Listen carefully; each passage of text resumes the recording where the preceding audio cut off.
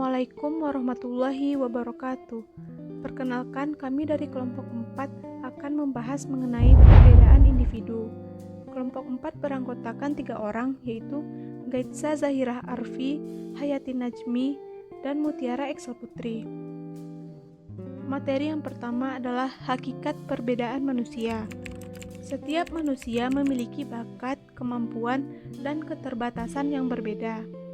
Chaplin berpendapat bahwa variasi individual merupakan perbedaan dari suatu sifat yang dapat membedakan satu individu dengan individu lainnya dan bersifat kuantitatif.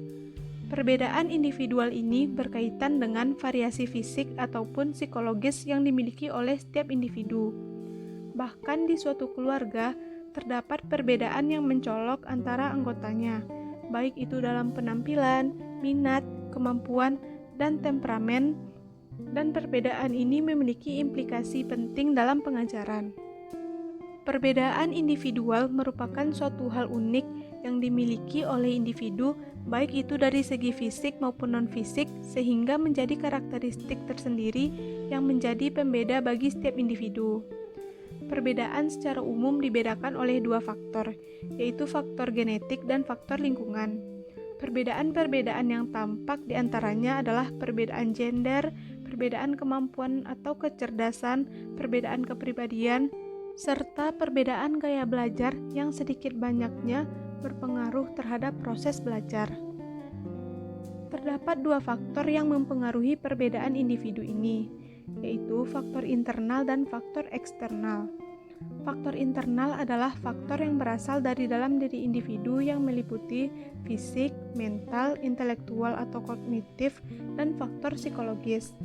Sedangkan faktor eksternal adalah faktor yang berasal dari luar diri individu, yaitu meliputi latar belakang sosial budaya dari individu tersebut. Di dalam pendidikan, penting bagi pendidik untuk memahami perbedaan individual pada muridnya. Sunarto dan Hartono membagi variasi individual menjadi beberapa kategori, yaitu yang pertama perbedaan fisik, meliputi perbedaan jenis kelamin, berat badan, pendengaran, penglihatan, dan kemampuan untuk bertindak. Yang kedua yaitu perbedaan sosial, meliputi status ekonomi, agama, hubungan keluarga, dan suku. Yang ketiga, perbedaan kepribadian, termasuk watak, motif, minat, dan sikap. Yang keempat, perbedaan inteligensi dan kemampuan dasar. Yang kelima, perbedaan kecakapan atau kepribadian di sekolah. Yang keenam, perbedaan kognitif, yaitu terkait dengan penguasaan sains dan teknologi. Yang ketujuh, perbedaan kecakapan bahasa yang dipengaruhi oleh faktor fisik, kecerdasan, dan lingkungan. Yang kedelapan, perbedaan latar belakang dan pengalaman yang dialami oleh individu. Dan yang terakhir, perbedaan bakat. Materi yang kedua adalah perbedaan budaya. Budaya adalah suatu istilah yang menggambarkan pengetahuan, sikap, nilai-nilai, dan perilaku yang menjadi ciri khas bagi suatu kelompok orang. Budaya juga dapat dikatakan sebagai suatu pola perilaku, keyakinan, dan segala macam hal lainnya yang berasal dari interaksi antara suatu kelompok dengan lingkungannya dan diwariskan dari suatu generasi ke generasi berikutnya. Faktor utama munculnya budaya adalah etnis. Etnis adalah sebuah istilah yang merujuk pada tempat asal mereka. Anggota kelompok etnis tersebut memiliki rasa saling ketergantungan satu sama lain karena mereka berasal dari ras, suku bangsa, atau latar belakang agama atau kepercayaan yang sama. Kelompok etnis ini juga dapat terdiri dari subkelompok dengan karakteristik yang berbeda. Contohnya yaitu perbedaan dalam penampilan dan adat istiadat. Pada suatu lingkungan akademis, khususnya pada suatu ruangan kelas, biasanya terdapat perbedaan budaya antara siswa. Semakin besar perbedaan budaya antara siswa, maka semakin besar pula kemungkinan mereka akan mengalami culture shock. Culture shock adalah suatu istilah untuk menggambarkan kecemasan dan kebingungan yang dirasakan ketika seseorang harus beraktivitas di suatu lingkungan yang sosial dan budayanya berbeda dengan budaya di mana dia berasal. Oleh karena itu, pendidik berperan penting dalam meminimalisir kesenjangan yang ada dengan cara mengakui bahwa setiap individu itu unik. Salah satu pendekatan yang dapat digunakan dalam keragaman tersebut adalah pendidikan multikultural. Pendidikan multikultural merupakan pendekatan yang bertujuan untuk membantu siswa mengembangkan pengetahuan, sikap, dan keterampilan yang dibutuhkan untuk budaya mereka, budaya lain, dan komunitas di seluruh dunia. Menurut Moreno, perbedaan budaya yang biasanya terdapat di lingkungan akademis adalah yang pertama, terdapat perbedaan bahasa. Siswa biasanya berbicara dengan dialek yang berbeda. Dialek adalah variasi logat, pengucapan, struktur bahasa yang merupakan bagian dari identitas suatu kelompok dan biasanya digunakan untuk berkomunikasi dalam kehidupan sehari-hari. Yang kedua adalah perbedaan komunikasi. Suatu budaya memiliki komunikasi verbal dan nonverbal yang bervariasi. Yang ketiga, kerjasama dan persaingan. Yang keempat, orientasi waktu. Dan yang terakhir, pandangan keluarga dan dunia. Perbedaan individual dalam tingkat kecerdasan. Masalah individu merupakan kajian utama dalam psikologi, sehingga muncul suatu cabang psikologi yang dikenal dengan individual psychology atau differential psychology, yang memfokuskan kajiannya terhadap perbedaan yang dimiliki oleh setiap individu. Penelitian-penelitian tentang konsepsi perbedaan individual yang banyak dilakukan diantaranya adalah mengenai perbedaan intelijensi atau kecerdasan dan bagaimana perbedaan intelijensi mempengaruhi perbedaan prestasi. Perbedaan individu dalam tingkat kecerdasannya dapat dilihat dari hasil pengukuran dengan mengikuti tes kecerdasan yang terdistribusi secara normal. Skor tes kecerdasan bergerak dari mendekati 0 sampai 200 dengan rata-rata 100. Tabel berikut menunjukkan distribusi IQ yang dikembangkan oleh Wechsler. Ada dua golongan anak berdasarkan tingkat IQ-nya. Yang pertama yaitu golongan anak gift yang memiliki IQ di atas 130 dan yang kedua golongan anak retarded atau terbelakang yang memiliki IQ di bawah 70. Yang pertama, anak-anak golongan gift. Seorang dengan skor hasil tes kecerdasan di atas 130 sering juga disebut dengan gift. Thurman dan kawan-kawan melakukan penelitian terhadap 1.500 anak dengan IQ di atas 140 yang merupakan 1% kelompok paling atas dari populasi. Penelitian terhadap anak-anak gift dilakukan dengan menggunakan tes Stanford-Binet. Hasil dari penelitian ini menunjukkan bahwa anak-anak gift lebih banyak berasal dari kelas sosial ekonomi yang tinggi. Hasil lain yang ditemukan Thurman adalah bahwa anak-anak tersebut menunjukkan kesuksesan di masa mendatang. Namun, di sisi lain Thurman juga menemukan beberapa dari kelompok anak-anak gift tersebut terlibat dalam perkara kriminal, drop out dari sekolah lebih dini, atau bahkan gagal dalam pekerjaan. Hal demikian terjadi karena mereka kurang matang secara emosional atau kurang motivasi dibandingkan dengan anak-anak lainnya. Menurut Silverman, dalam Sugihanto mendeskripsikan karakteristik anak-anak gift sebagai berikut. Anak-anak gift memiliki ingatan jangka panjang yang bagus, memiliki penjelasan yang bagus dan kemampuan verbal tingkat tinggi dalam diskusi, menguasai kosakata yang bagus dan luas, memahami konsep-konsep abstrak dan pemahaman bacaan yang bagus, pemikiran matematis yang bagus, lancar dalam menggunakan komputer, dapat melakukan pekerjaan yang menantang, sangat kreatif dan imajinatif, dan merupakan pengamat yang hebat. Anak-anak gift juga memiliki pendengaran yang tajam, memiliki rasa ingin tahu yang tinggi, merupakan orang yang perseptif dan insightful, serta memiliki rasa humor yang tinggi. Bahkan tidak menutup kemungkinan mereka memiliki kemampuan yang bagus dalam seni, sains, geometri, mekanik, teknologi, atau musik. Sisi lain dari anak-anak gift adalah mereka memiliki kemungkinan kesulitan dalam serius di sekolah. Mereka mungkin akan merasa sangat bosan dengan teman sebayanya, dan mungkin mereka juga merasa bosan dengan penjelasan dari guru, dikarenakan pengetahuan mereka melebihi apa yang disampaikan oleh guru. Anak-anak KIF ditengarai sebagai anak yang cerdas, namun terkadang cenderung memiliki masalah dalam proses belajar. Mereka mengira belajar merupakan sesuatu yang mudah dan tidak dipersiapkan atas kesulitan pada bidang-bidang yang menjadi ketidakmampuan bagi mereka, sehingga menjadikan mereka frustasi, mudah tersinggung, takut, bahkan kadang-kadang menarik diri. Adapun gejala-gejala yang dapat dikenali dari anak-anak KIF yang mengalami kesulitan belajar diantaranya menunjukkan hiperaktivitas di sela-sela konsentrasi yang intensif, mudah terganggu dalam situasi gaduh, tidak dapat mengingat perintah 3 tahap, sulit belajar fonem dan fakta-fakta matematis, sulit mengeja dan tulisannya tidak terbaca, minta mengulangi perintah, tidak mampu mengerjakan tes dan tidak mampu menyelesaikan tugas tertulis, sulit mencatat di kelas, sulit menyelesaikan tugas-tugas sederhana, tetapi bagus dalam konsep, lemah dalam beberapa mata pelajaran tetapi bagus dalam pelajaran yang lainnya. Anak-anak KIF yang seperti ini perlu mendapatkan perhatian. Pendidikan yang dirancang haruslah sesuai dengan kebutuhan mereka, yaitu memusatkan pada kekuatan, minat, dan kapasitas intelektual yang mereka miliki. Berikutnya adalah anak-anak retarded atau anak-anak terbelakang. Retarded merupakan area bermasalah lain dari kecerdasan ekstrim, yaitu mereka yang memiliki IQ di bawah 70.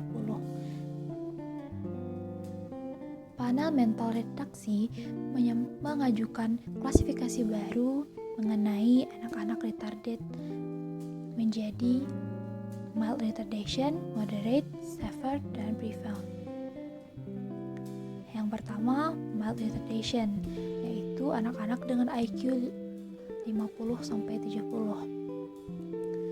Anak-anak dengan rentang IQ mild retardation masih dapat belajar dengan keterampilan-keterampilan praktis, seperti membaca, menghitung sampai level kelas 6. Namun, mereka tidak dapat dididik di sekolah biasa, tetapi haruslah di sekolah luar biasa. Mereka lebih lambat dalam pemeliharaan diri seperti berjalan, makan, dan berbicara, namun dapat mencapai keterampilan sosial dan dapat dibimbing dalam penyesuaian sosial. Yang kedua, moderate, yaitu anak-anak dengan rentang IQ 36-50. Anak-anak golongan moderate tampak lambat dalam bergerak, khususnya berbicara, mampu dilatih mengerjakan tugas-tugas sederhana untuk menolong diri, misalnya makan, mandi, dan berpakaian sendiri. Dapat belajar berkomunikasi secara sederhana, dapat dilatih keterampilan-keterampilan tangan yang sederhana. Yang ketiga, severe retardation, yaitu anak-anak dengan rentang IQ 20-36. Memiliki ciri lambat dalam perkembangan motorik, sedikit atau tanpa kemampuan berkomunikasi, mungkin dapat dilatih untuk keterampilan dasar menolong diri seperti makan sendiri, dapat mengikuti aktivitas-aktivitas sehari-hari yang sifatnya rutin dan berulang, membutuhkan petunjuk dan pengawasan dalam sebuah lingkungan yang terlindung. Yang keempat, profound retardation, yaitu anak dengan rentang IQ di bawah 20. Anak-anak profound merupakan golongan retardasi yang paling bawah, memiliki kapasitas minimal dalam fungsi-fungsi sensori motor, lambat dalam semua aspek perkembangan, menunjukkan emosi dasar, mungkin mampu dilatih menggunakan tangan, kaki, dan rahang, membutuhkan pengawasan yang ketat, membutuhkan perawatan, mereka berbicara secara primitif, bahkan tidak mampu merawat dirinya. Gaya belajar dan gaya berpikir. Gaya belajar. Nasution dalam Sudayana 2016 berpendapat bahwa gaya belajar merupakan suatu cara yang konsisten digunakan siswa dalam menangkap stimulus atau informasi, cara mengingat, berpikir, dan memecahkan masalah. Apabila siswa dapat menemukan gaya belajar yang tepat dengan dirinya, maka siswa dapat mengambil langkah-langkah penting untuk membantu mereka dapat dengan cepat dan mudah dalam belajar, sehingga dapat mendukung apa yang menjadi tujuan pembelajaran mereka. Santrok menjelaskan bahwa terdapat 3 jenis gaya belajar dan berpikir. Yang pertama adalah gaya impulsif atau reflektif. Gaya impulsif dan reflektif melibatkan melibatkan kecenderungan siswa untuk bertindak cepat dan impulsif, atau membutuhkan lebih banyak waktu untuk menanggapi dan merefleksikan keakuratan sebuah jawaban. Yang kedua, gaya dalam atau permukaan. Gaya dalam atau permukaan melibatkan cara siswa mendekati materi pembelajaran. Apakah mereka melakukan ini dengan cara yang membantu mereka memahami makna materi atau gaya mendalam, atau hanya sebagai apa yang perlu dipelajari, atau disebut gaya permukaan. Yang ketiga, gaya optimistis atau pesimistis. Gaya optimistis dan pesimis melibatkan pandangan positif atau optimis atau negatif atau pesimis tentang masa depan. Pada kegiatan akademik sudah diarahkan untuk menerapkan konsep optimisme dalam pengajaran. Konsep ini menekankan bahwa hasil akademik yang positif akan terjadi jika pendidik percaya bahwa mereka dapat membuat perbedaan dalam prestasi akademik siswanya, mempercayai siswa dan orang tua untuk bekerja sama dalam tujuan ini, dan percaya pada kemampuan mereka untuk mengatasi masalah dan tangguh dalam menghadapi kesulitan. Untuk gaya belajar itu sendiri, De Porter dan Henarki menggolongkan gaya belajar menjadi 3 jenis, yaitu visual, auditorial, dan kinestetik. Yang pertama, gaya belajar visual. Gaya belajar ini lebih cenderung menggunakan visual atau indera penglihatan di dalam belajar. Dengan ciri-ciri, orang yang menggunakan gaya belajar adalah orang yang rapi, berbicara dengan cepat, berencana yang baik, teliti terhadap detail, pengeja yang baik, mengingat apa yang dilihat daripada yang didengar, mengingat dengan asosiasi visual, biasanya tidak terganggu oleh keributan, mempunyai masalah untuk mengingat instruksi verbal kecuali jika ditulis, dan seringkali minta bantuan orang untuk mengulanginya. Yang kedua, ada gaya belajar auditorial, yang merupakan gaya belajar yang digunakan oleh orang-orang yang cenderung menggunakan indera pendengarnya dalam belajar. Artinya, informasi lebih mudah dipahami jika melalui suara. Berikut ciri-ciri orang yang menggunakan gaya belajar auditorial. Berbicara pada diri sendiri saat bekerja, mudah terganggu oleh keributan, menggerakkan bibir dan mengucapkan tulisan di buku ketika membaca, senang membaca keras dan mendengarkan, dapat mengulangi kembali dan menirukan nada, birama, dan warna suara, dan lainnya. Yang terakhir yaitu gaya belajar kinestetik. Gaya belajar ini cenderung menggunakan gerakan dan sentuhan dalam belajar. Dengan ciri-ciri orang yang menggunakan gaya belajar ini adalah berbicara dengan perlahan, menanggapi perhatian fisik, menyentuh orang untuk mendapatkan perhatian mereka, berdiri dekat ketika berbicara dengan orang, selalu berorientasi pada fisik, dan banyak bergerak. Gaya berpikir. Apa yang dialami oleh manusia dalam hidupnya bukanlah bergantung pada sebaik apa mereka berpikir, tetapi juga bagaimana cara mereka berpikir. Setiap orang berpikir dengan cara yang berbeda-beda. Dari hasil pemikiran yang berbeda tersebut terkadang dapat menimbulkan kesalahpahaman, baik itu antara pasangan, orang tua dan anak, guru dan siswa, serta atasan dan juga karyawan. Dengan cara berpikir atau gaya berpikir yang tepat dan belajar dapat membantu orang-orang terhindar dari kesalahpahaman antara satu dengan lainnya. Menurut Steinberg, gaya adalah cara berpikir. Gaya bukanlah sebuah kemampuan, melainkan bagaimana kesenangan dalam menggunakan kemampuan yang ada dalam diri. Sebuah kemampuan berkaitan dengan seberapa baik seseorang mengerjakan sesuatu. Gaya berhubungan dengan bagaimana seseorang menggunakan kemampuannya untuk mengerjakan sesuatu. Nah, dengan kata lain, gaya berpikir dapat diartikan sebagai cara yang disenangi dalam menggunakan kemampuan untuk menerima informasi, pengolahan, penyimpanan, dan pengambilan kembali informasi tersebut dari ingatan untuk menanggapi masalah yang tengah dihadapi. Steinberg mengemukakan beberapa jenis gaya berpikir yang digolongkan berdasarkan bentuknya. Yang pertama yaitu monarki. Seseorang dengan gaya berpikir ini adalah pemikir dan pengendali tunggal. Mereka tidak akan menerima masalah lain ketika masalah yang tengah dipecahkan belum dapat diselesaikan. Mereka juga enggan melakukan hal yang tidak mereka sukai. Yang kedua, hierarki. Orang dengan gaya berpikir ini mempunyai tujuan yang tersusun dan menghargai adanya prioritas. Mereka sadar bahwa semua tujuan tidak dapat terpenuhi secara keseluruhan, atau semua tujuan tidak dapat terpenuhi sama baiknya. Mereka cenderung lebih menerima kerumitan dibandingkan orang yang memiliki gaya berpikir monarki. Orang-orang dengan gaya berpikir hierarki dapat melihat suatu masalah dari berbagai sudut pandang yang berbeda, sehingga mereka dapat menyusun prioritasnya dengan benar.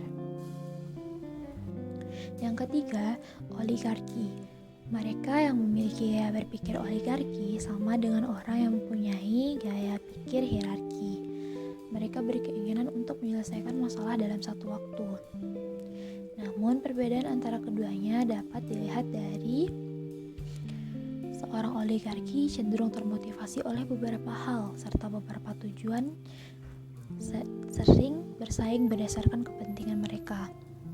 Mereka sering merasa tertekan dalam menghadapi tuntutan waktu dan akal atau kemampuannya. Mereka tidak selalu yakin atas apa yang harus mereka kerjakan terlebih dahulu atau apa yang menjadi prioritas bagi mereka, atau beberapa banyak waktu yang diberikan untuk mengerjakan tugas-tugas yang perlu mereka selesaikan. Yang keempat yaitu anarki. Seseorang dengan gaya berpikir anarki cenderung menolak sistem yang kaku dan disiplin. Mereka menolak sistem yang mereka anggap dapat membatasi.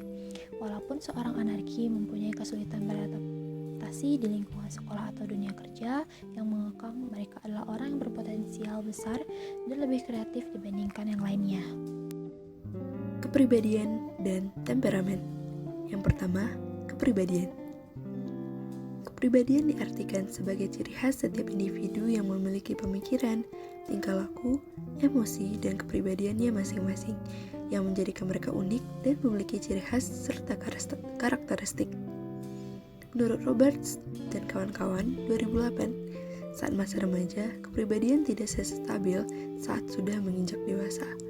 Terdapat 5 faktor besar yang menurut para ahli penting dalam mempengaruhi kepribadian, baik pada anak-anak, remaja, maupun orang dewasa, yaitu openness, conscientiousness, extraversion, agreeableness, dan neuroticism.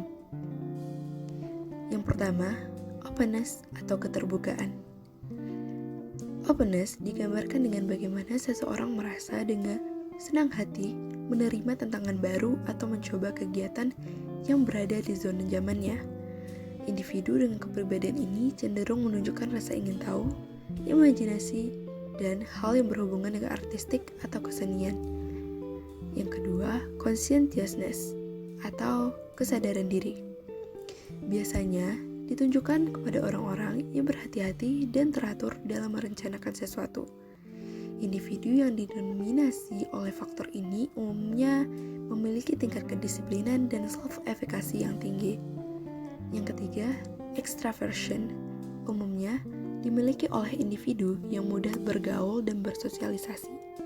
Istilah extraversion pertama kali digunakan oleh Carl Jung, dan ia berpendapat bahwa individu dengan ekstraversi tinggi disebut dengan ekstrovert dan individu dengan ekstraversi rendah disebut dengan introvert.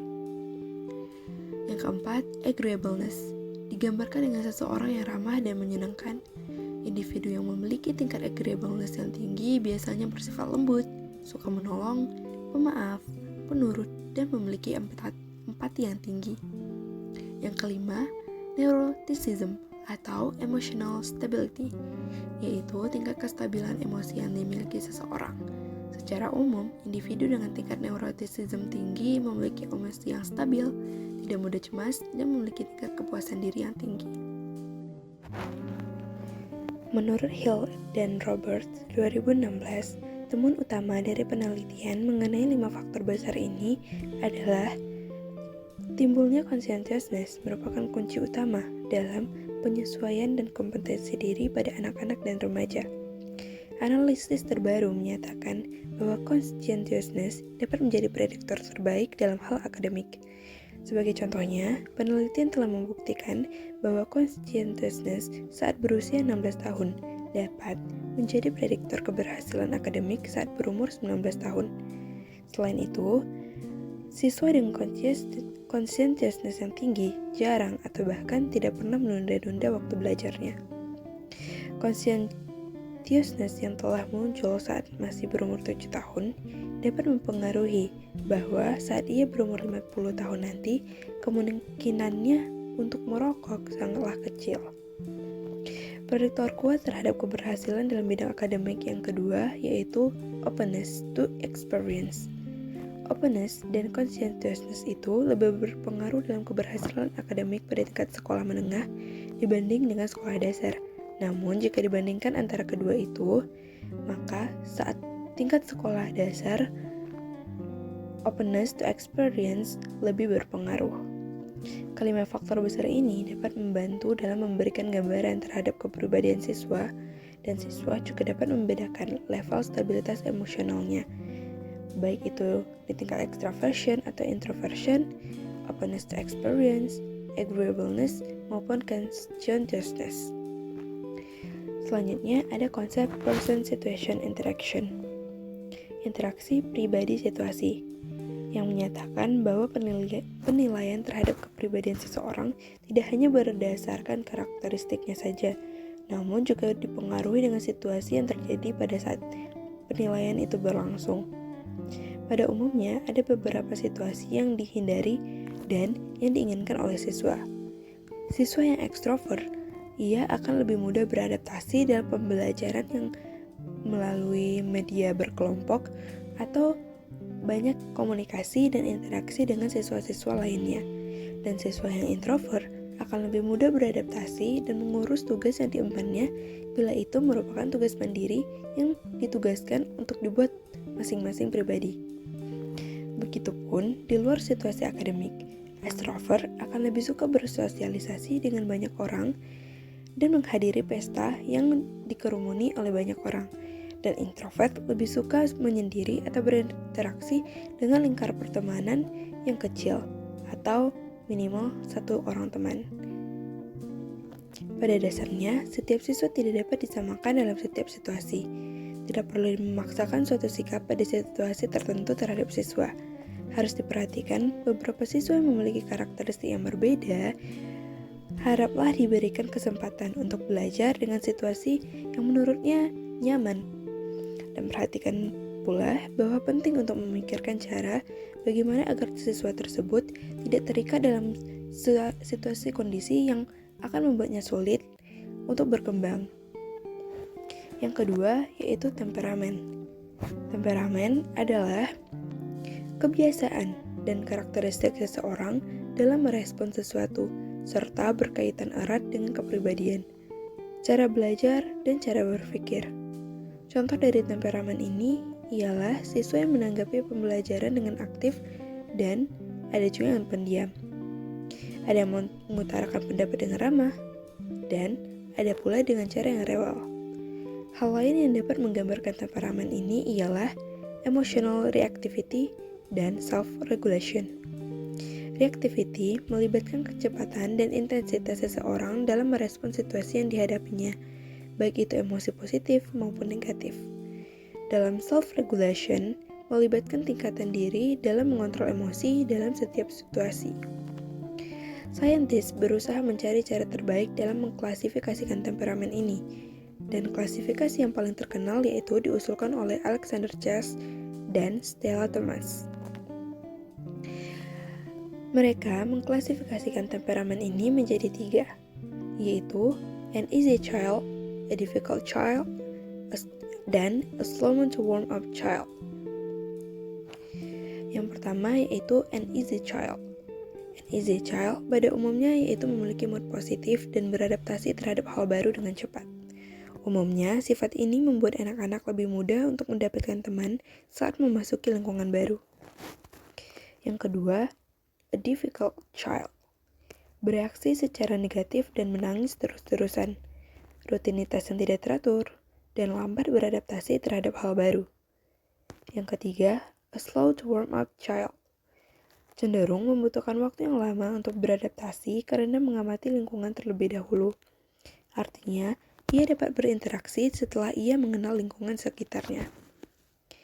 Dalam investigasi longitudinal yang dilakukan Thomas dan Chase ini, ditemukan bahwa 40% anak diklasifikasikan sebagai easy, 10% diklasifikasikan sebagai difficult, dan 15% diklasifikasikan sebagai slow to more out.